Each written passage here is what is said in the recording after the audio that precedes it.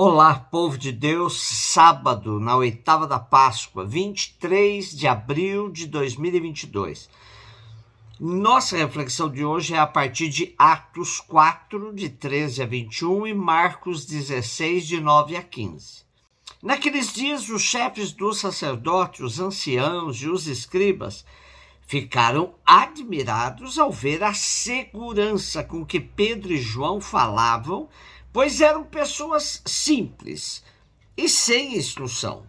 Reconheciam que eles tinham estado com Jesus. No entanto, viam de pé junto a eles o homem que tinha sido curado. E não podiam dizer nada em contrário. Mandaram que saíssem para fora do sinédrio e começaram a discutir entre si. O que vamos fazer com esses homens? Eles realizaram um milagre claríssimo e o fato tornou-se de tal modo conhecido por todos os habitantes de Jerusalém que não podemos negá-lo.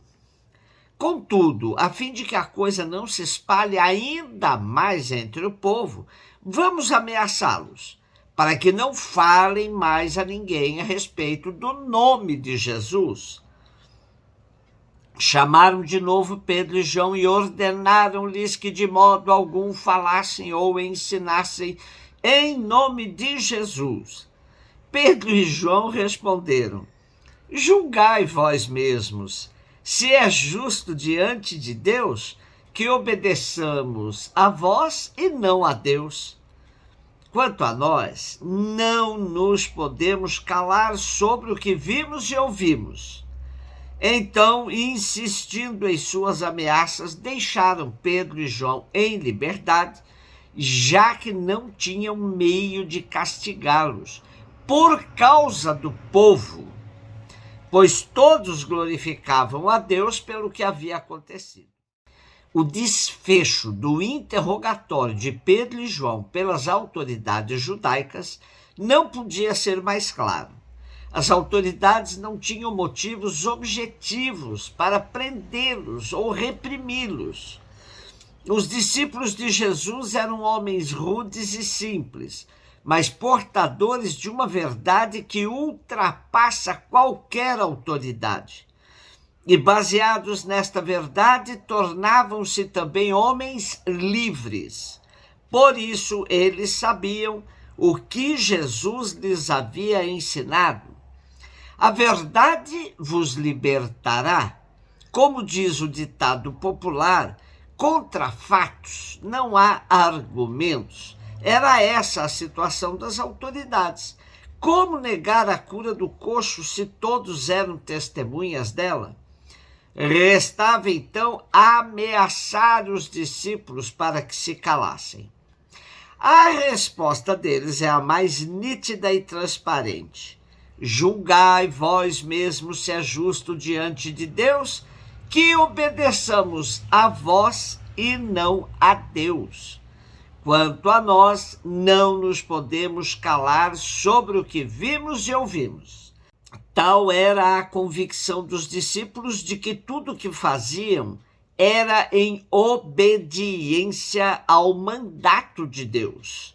Essa convicção também deve formar nossa consciência. A quem devemos obedecer quando uma ordem humana contraria o desígnio de Deus? Daí a necessidade de vivermos em processo de discernimento sobre a vontade de Deus a nosso respeito. Por último, as autoridades só não fizeram algo pior com os discípulos por causa do povo. Isso revela que quando o povo está bem ciente de uma verdade constatável, ele se torna a grande testemunha da verdade e age com liberdade. Porém, sofremos ao ver o povo sendo levado para cá e acolá como massa de manobra de inescrupulosos que maquiam a realidade, levando-o a julgamentos sem base concreta e real. Os regimes democráticos dizem obedecer os ditames do povo, porém, Numa sociedade como a nossa, onde a mentira e o ódio reinam, a democracia fica profundamente arranhada, comprometendo o seguimento da verdade e da justiça. Marcos 16, de 9 a 15. Depois de ressuscitar na madrugada do primeiro dia após o sábado, Jesus apareceu primeiro a Maria Madalena, da qual havia expulsado 7 demônios. Ela foi anunciar isso aos seguidores de Jesus que estavam de luto e chorando. Quando ouviram que ele estava vivo e fora visto por ela, não quiseram acreditar. Em seguida, Jesus apareceu a 2 deles com outra aparência enquanto estavam indo para o campo. Eles também voltaram e anunciaram isso aos outros. Também a estes não deram crédito. Por fim, Jesus apareceu aos 11 discípulos enquanto estavam comendo. Repreendeu-os por causa da falta de fé e pela dureza de coração, porque não tinham acreditado naqueles que o tinham visto ressuscitado. E disse-lhes: ide pelo mundo inteiro e anunciai o evangelho a toda a criatura. O evangelho de Marcos termina sua primeira redação no versículo 8 do capítulo 16. Portanto, tudo o que segue daí são acréscimos de outro redator. O nosso trecho de hoje é uma nítida síntese das aparições do ressuscitado presente nos outros evangelhos. Interessante ressaltar que era comum observar que o dia da ressurreição era o primeiro depois do sábado, portanto, o nosso domingo. Algumas denominações insistem em guardar o sábado. Ora, são seguidores de um costume judaico e não do cristianismo. Como era a versão corrente entre os primeiros que Jesus apareceu na Galileia e aí confirmou os discípulos na missão, esse acréscimo de Marcos não encontrou problemas para ser aceito no corpo do Evangelho. A missão de caráter universal, ide pelo mundo inteiro e anunciai o Evangelho a toda a criatura, é tirada do final do Evangelho de Mateus. Mas isso é muito importante, esse mandato, pois os discípulos o assumem como mandato missionário sem fronteiras. Portas abertas ao mundo pagão, de onde virá o maior número de adeptos ao projeto de Jesus pregado pelos discípulos.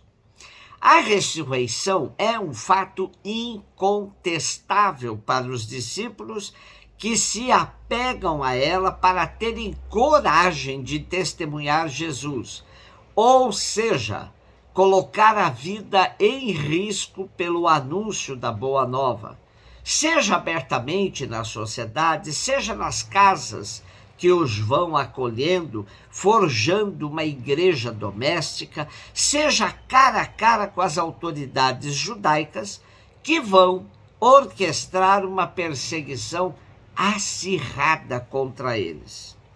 E Maria Madalena, como a primeira que constatou a ressurreição, está presente em todos os relatos, o que a faz ser chamada a apóstola dos apóstolos, isto é, a primeira enviada a anunciar e testemunhar que o Senhor está vivo. Até hoje há os que não creem na ressurreição, o que nos faz afirmar que crer em Jesus ressuscitado e vivo no meio de nós é um dom. Testemunhar ser portador deste dom hoje exige um compromisso com o projeto do reino anunciado por Jesus. É dizer sim à vida em todas as circunstâncias, até mesmo naquelas em que a nossa vida está em risco. A defesa dos valores do reino, justiça, paz, amor, solidariedade, deve estar permanentemente na pauta de quem diz crer na ressurreição. Um beijo no seu coração.